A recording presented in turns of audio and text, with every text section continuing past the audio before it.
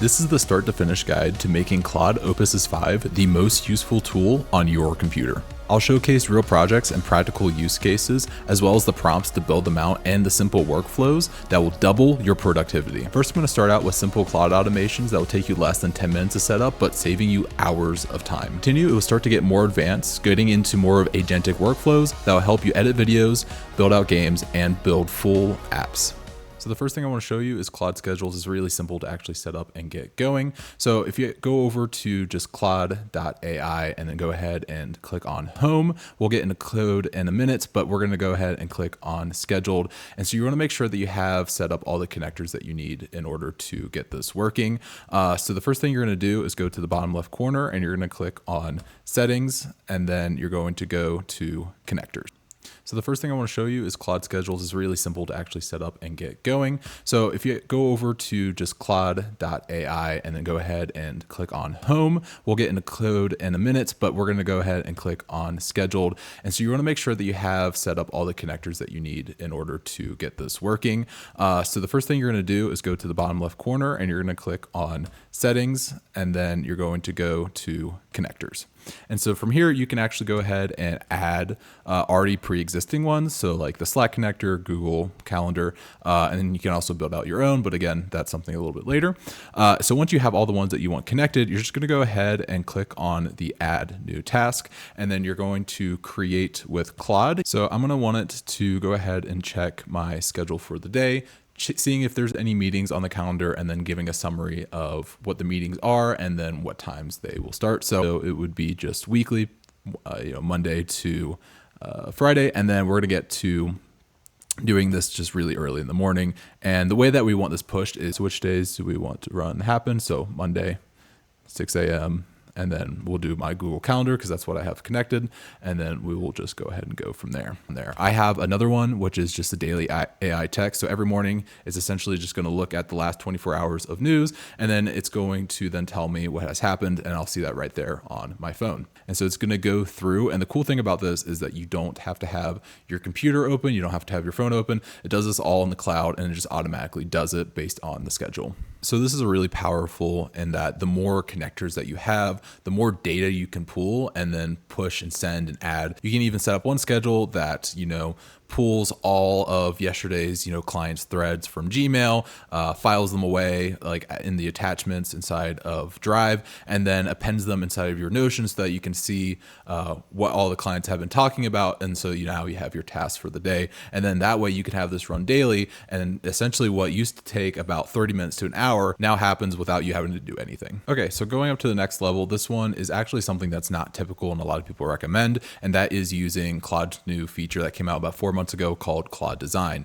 And so what this is going to do, this is going to actually help you have a file that you can give Claude and use it to reference to then build out designs that don't look like AI generated content. And the cool part about this is that you can actually just do this once and then you can reference it every single time. So that way you have a unique design that's tailored to your style so that it doesn't look like it was AI generated within like 5 minutes. So the way that you're going to do this is you're actually not going to start in Claude at all. You're going to go directly to Pinterest.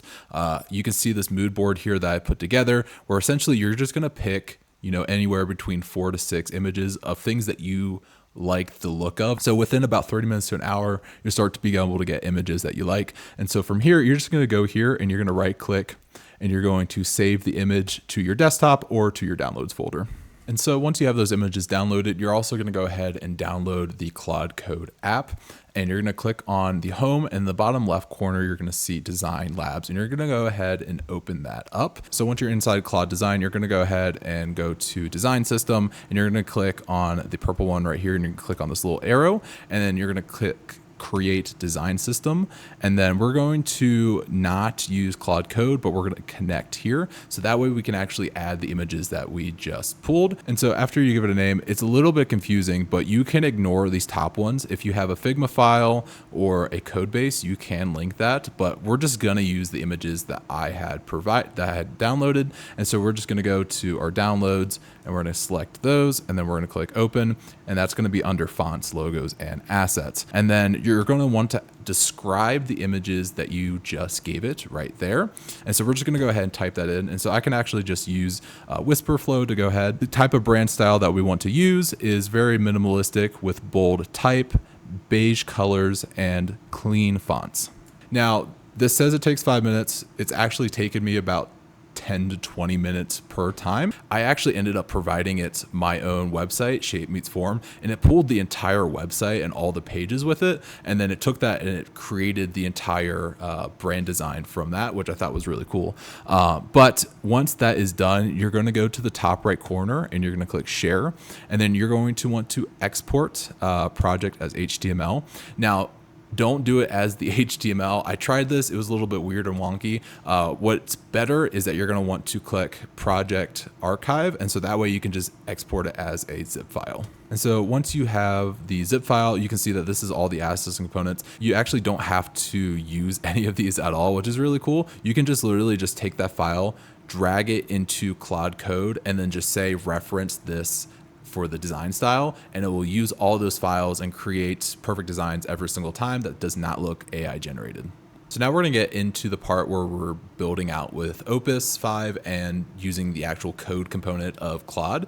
And you don't have to know how to use code or even be that technical. As long as you know how to type on a keyboard, you'll be able to build everything out that I have shown here. But essentially, I do want to talk about why Opus. And first off, it is better and cheaper than Fable. So Fable came out a few months. It's supposed to be like the best model that they ever done. And then they released Opus 5, which now outperforms Fable and is cheaper for the actual cost of usage. One note I do want to say is that you can set Claude. So if we go over here, code, there is a max feature where you can put the max. So for, I would say 90% of the time, I would either set it to max or extra and then just leave it right there. And then the other thing about Opus that's really great is that it works longer and builds longer. One of the builds that I did for this video is it built a game within 2 hours. It just did not stop working, and it tested everything. It did it on loop, and it never stopped. And so that's something that you're just not getting with a lot of the older models. And then another thing is that this just has a million contexts. So meaning that it can just remember things for longer. As for like ChatGPT 5.6, it only has 400,000, which is even half of the context window. So Opus 5 is winning in a lot of areas. Okay, and so now we know why we're using Opus 5. I'm going to show you exactly how to prompt to get the most out of Opus 5 so that when you're using it in every single session, you're using it to its maximum amount of effort. And so the first thing you want to do is think at a higher level. You don't want to think too much into the details of the code and the technology. You just want to essentially learn just enough for you to understand what the app is and how the workflows are, but everything else Opus 5 is going to do. So when you're actually building out prompts, you're going to be just having Claude do it. And so what I like to do is I like to just open a new Claude session and I just like to speak to it. And so that way it can just do all the research. So for example, if we want to go ahead and build out an app that keeps track of all the emails that have been sent and received over the last, week, we just go ahead and do that. So we're going to say, find apps that allow you to send and receive emails and track all the emails that are being sent. I want to build out a similar app as well. And so we're going to use those as references so that we can then build it out for our own purposes. Make sure you cite all the sources in the web search that you're about to do and pull multiple web searches and not just one app.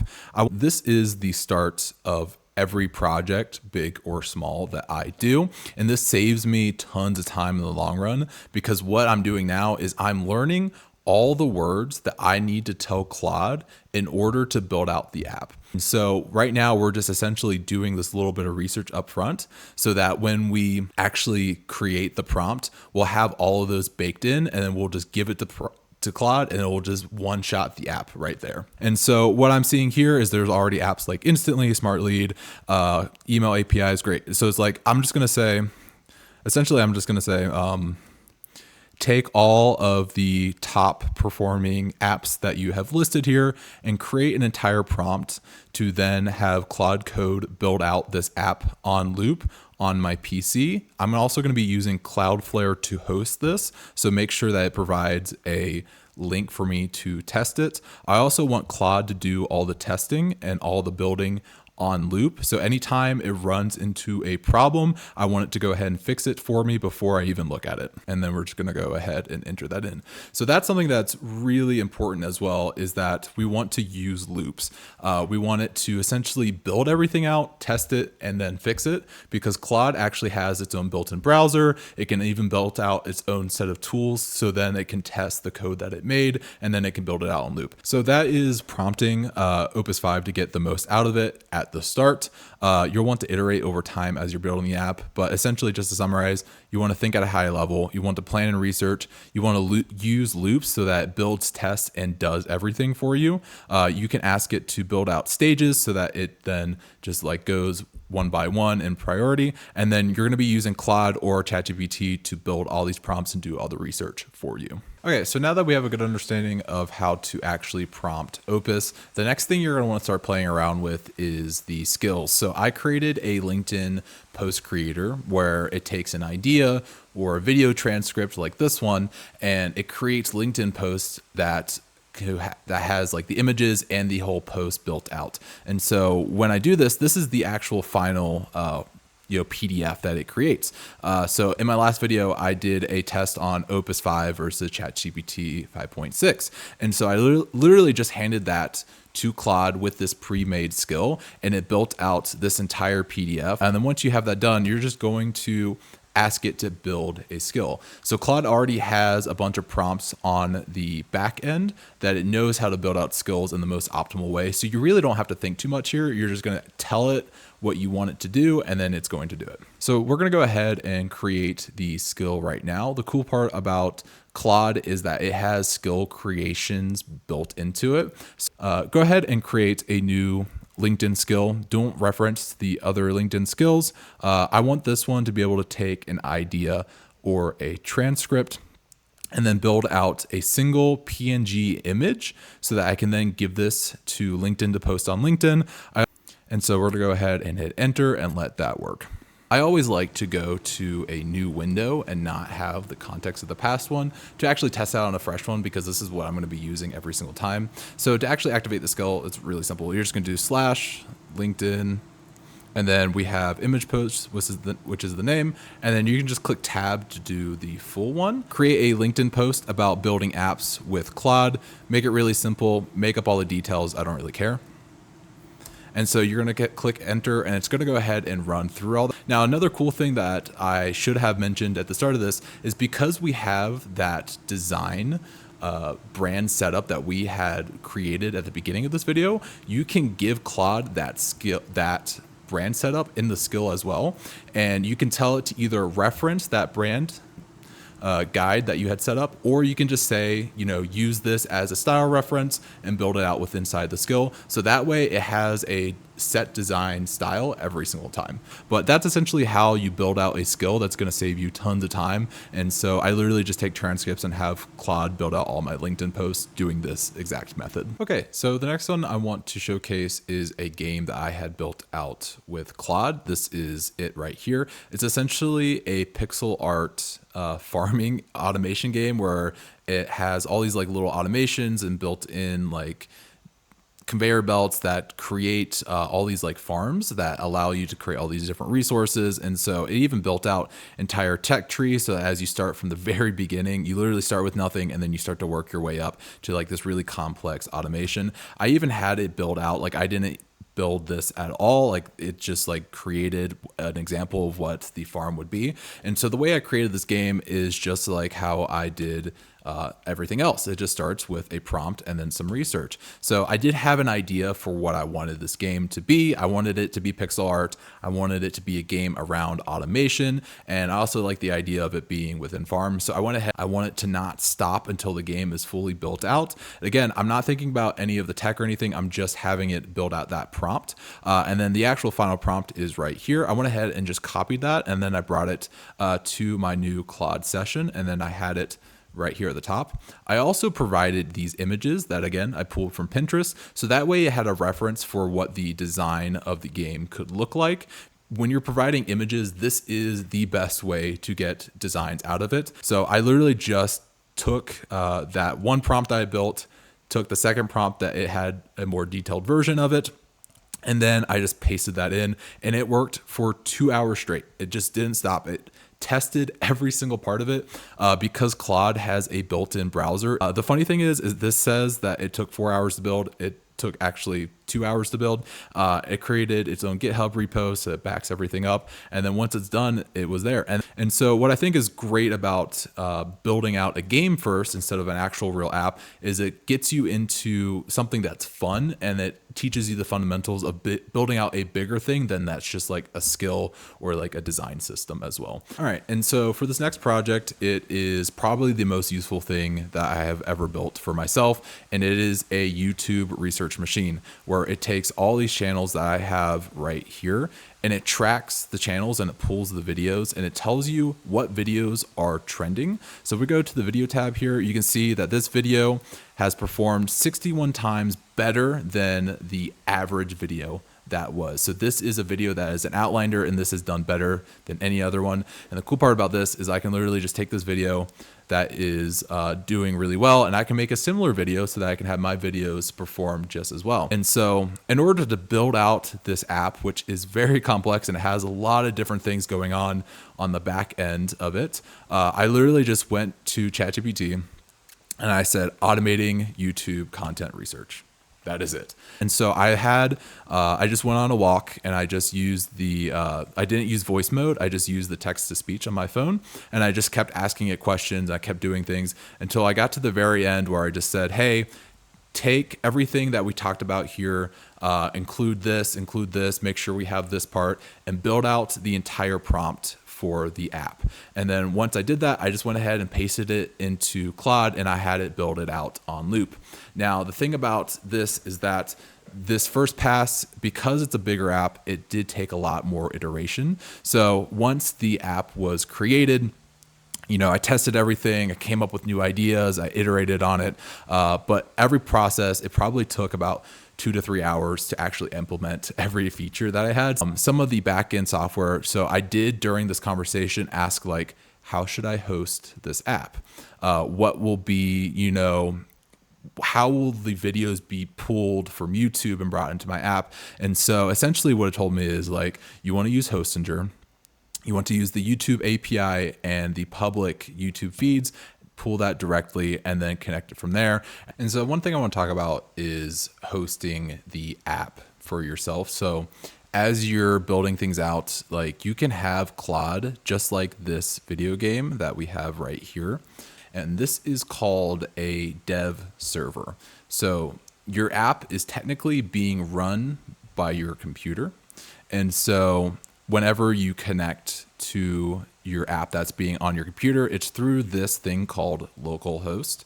And so this is not a link you can give to someone else or access on your phone. When you're building out an app and you want to use it remotely instead of just having it on your computer, you have two options. It's between Cloudflare or Hostinger. And so there's other ones as well. I've tested a lot of them. These are just been the easiest ones to work with. Cloudflare is free, Hostinger is not. The benefits of using Cloudflare is one, it's free. It gives you a lot of usage. I actually use the free tier for a lot of my projects. The other thing is that it doesn't give you a lot of power to use. So as for Hostinger, it gives you a dedicated server. And so for about $20 per month, you can have all the computer usage that you need to run your app. And so like the YouTube machine that I built out here is actually like, it's pretty intensive. Like it uses a lot of CPU, uses a lot of disk storage. And so I'm hosting this on Hostinger because it's a bigger app to use. You go ahead and ask it to use the built-in browser. You can just say, hey Claude, go ahead and open the browser and connect to Cloudflare and log in, and set it up so that you can use the API to then host apps and do all of the work so that I can just tell you what to do. Okay, this next part is where things get actually crazy and where everything you have built starts to connect together and create an automation. And this is the MCP. Again, not a term that you need to understand. It's good to know about. So you have, as you're starting to build these out, you can get, a basic understanding. But essentially what an MCP is it's Claude connecting to a server. And that server is telling Claude all of the tools and all of the abilities that Claude has access to.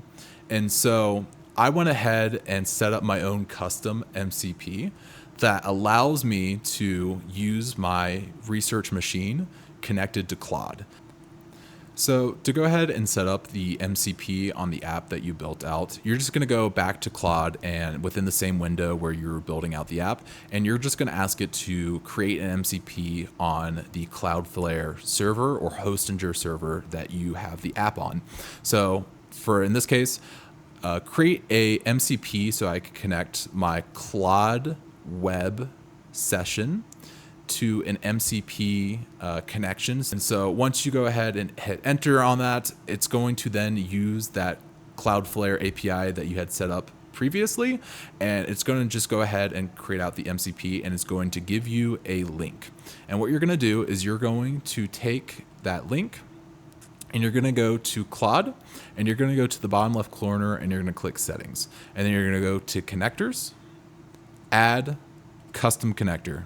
Getting kind of crazy here. And you're going to go ahead and paste in the link that it gives you. If it doesn't give you a link, say, please give me the MCP link. And then you're going to give it a name, and you're going to click add. Go ahead and use the connector YouTube researcher to pull 5 top performing videos so I can use that as a reference to create for my video. And so it went ahead and connected to my YouTube research machine, and it said, this MCP Claude 10,000 real design reference, which happens to be this video right here. And it even gives me all the stats, the name of the person and stuff like that. And I can ask it to do more things and so on and so forth. And so one thing that you might have noticed is that little pop-up where it said, would you like to continue or allow? And that's pretty annoying. So I'm going to go ahead and go back to settings, connectors, and do YouTube researcher. And so this way I'm going to make it so that it does always allow. So that way it never asks me permission, and it can just work on the back end. So that's how you set up an MCP. Pretty simple stuff. And this is how you can connect Claude to all your apps. And so as you can continue to build, you can actually have Claude interact with it, ask it questions, pull data, and continue to do things. Okay, this next part is where things get even more automated than the automation that we've been doing. And so that is with Claude's routines. So similar to the schedules that we started with at the beginning of this video, Claude routines is something that you schedule, create more steps, and do more than just the simple schedule. So the ones that I have set up here is the YouTube topic and idea finder. So these are all the files. Again, Claude built all of this out. I just told it what I wanted. And this is then, once this is built out, you then can connect it to your routines. So the first thing that you're going to want to do is you're going to create a new window and then go ahead and open the file location of where you want these files to be stored. And then once you have the file location, you're going to go ahead and say, I would like to build out a Claude routine where you take the YouTube research machine, don't edit any of the app, and just be able to pull the top 5 videos for the past week and set this up so that once a week it then pulls the videos and tells me what is trending and then gives me 5 ideas based on those videos. And so you're going to go ahead and click enter, and then it's going to start to build out the files. And so essentially all these files are just MD files to tell Claude, when it runs the routine, on what to say and what to do in that moment. So once you have that file set up, you're going to go ahead and go over to routines in the top left, and you're going to click add new routine, and we're going to do cloud because we want this to run automatically. And then once you have that set up, you're going to want to go ahead and connect your GitHub. So GitHub is just like Google Drive. It's just like Dropbox. So then you're going to want to connect your GitHub, which allows you to take all the files that you have right here and give Claude access to it in that routine and in that moment. And then I'm going to go ahead and connect my YouTube Researcher and my Google Drive. This way it can actually give me a link to my Google Drive where it can then tell me what is trending inside of a Google Doc instead of just like reading it on my phone. And so this is where it sends it to me. It's actually on my Telegram. And so I just go ahead and click full report, open. And so this is the full report of what is trending, what is working. So the way I had set up my Telegram, I'm not going to show specifically this on camera just because there are secret codes that if I show you those codes, you will have access to my Telegram. But essentially, you're just going to ask Claude, how do I set up Telegram for routines? And it's going to give you two codes. It's going to give you a user ID, and then it's also going to give you a Telegram ID. And you're going to just click here, add environment. You're going to give it a name. I like to just go ahead and do full so that way it can access all of the internet. And then you're going to paste in those credentials right here and you're going to click create environment. And that way it has access to your Telegram. And so this is where like a lot of the sensitive information would go. Very similar to the Cloudflare setup where we had like the API keys, MCP and stuff like that. A lot of the more sensitive data, like the actual passwords to access those accounts would go here. And so now I have two routines, one that finds me channels and then one that uses the app that I had created with the MCP that I had created to then pull that all together to every morning find me trending YouTube videos. Okay, and so for the final Opus 5 use case I'm going to show you is video editing. Essentially, once you have finished building out all your app skills and automations for the day, you can make a video just like this and have Claude edit the entire video. Claude is editing this video right now. It edits all my shorts, all my TikToks, and puts it into one folder structure that allows me to essentially spend way less time than what it would normally. And so the way I have this set up is that Claude is the editor and it uses as the tool. To be honest, Claude created this HTML file, so I don't really know what that is. It doesn't really matter, but what matters is how I have things set up, because this is the important part, is the actual structure. And so I spent about 2 to 3 hours thinking about not how can I get Claude to record videos, but how can I create a file structure? How can I create a recording layout that would help Claude? And so the first thing I did is I opened Claude right here. I took the file path, copied, and then, pointed Claude to that file path. And I just said, I would like to use you to create videos. I want you to edit all the videos. What is a good file layout? And then I just went ahead and had it build out what you see right here. I made some modifications. I thought about okay, I want all my videos to be recorded to one file, raw, and then I want Claude to take those files and put them into different project folders so that we are organized. And so one thing that I think is really interesting about this is that while I'm recording these videos, I have OBS right here. And so on the left side is my desktop recording. On the right side is my face. And so the reason why I have this set up is that I can then have Claude adjust where the camera is. And so again, I basically just told Claude, I was like, I would like to have a video editing setup where you control where the camera placement is. And so once I say, I go to Claude and I say, please edit the newest videos that I have uploaded. It's going to go ahead and take all these videos, change out the layout, and create and edit my videos. This is the final file structure. If you want a similar organized file, go ahead and just screenshot the screen like this. Same thing here. So this is how it just kind of composes, transcribes, and cuts. It starts out with, a composing layer. It transcribes everything. It chooses what to edit based off of the transcription. And then it renders it out. It goes to DaVinci Resolve so that I can edit it myself. And then it pulls from the main video all the shorts. These are some of the hard rules that I made sure to include with Claude so that it didn't stray from any potential things that like I didn't want to add music. I didn't want to like add audio filters because it sounded weird. And then I only wanted captions on the shorts, not videos like this, motion graphics and stuff like that. This is the prompt to actually create it. Set up a video editing workspace. Folders go in here, just creating the structure. You are the editor, read the transcript, choose every cut yourself. Scripts only move pixels. They never decide what to do or where to keep. And then no auto editor. And so that is essentially how I just have Claude build it all out, where I took, the skill building of like the file structure. I have all these preset files that tell Claude exactly how to operate, how to think. And again, none of this was written. I just told Claude what I wanted and had it go from there. And that is everything you need to know to make Opus 5 the most useful tool on your computer.